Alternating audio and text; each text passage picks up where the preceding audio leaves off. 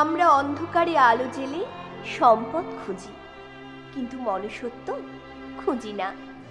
700 কোটির বিশ্বে আজ যেন তটা হারিয়ে যাচ্ছে।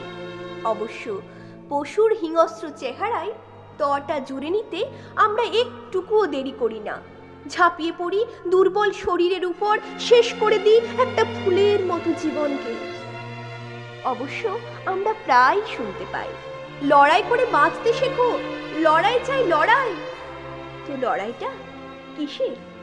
জাত নিয়ে, ভাত নিয়ে, নাকি ধর্ম নিয়ে?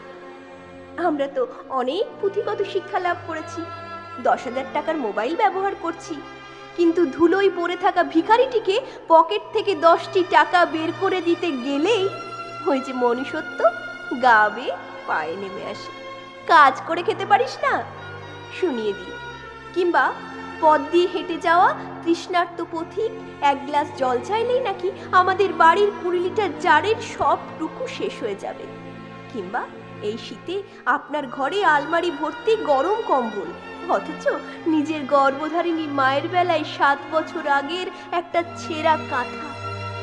লজ্জা করে না আপনাদের? নিজের শিশুর জন্য বোতল বোতল দুধ আর মৃত্যুশয্যায় শায়িত মায়ের জন্য পোড়া রুটি। বলি, কতদিন হলো আপনি শিক্ষিত হয়েছেন? বলি, কতদিন হলো আপনি চাকরি পেয়েছেন? চাকরিতে জয়েন করার দিন মায়ের পা ছুঁয়ে আশীর্বাদ নেন, আর মাস মাইনের বেলার বইয়ের হাতে 40,000 টাকা তুলে দিয়ে আলমারিতে রেখে দেওয়ার পরামর্শ। বলি, কতদিন হলো আপনি শিক্ষিত হয়েছেন?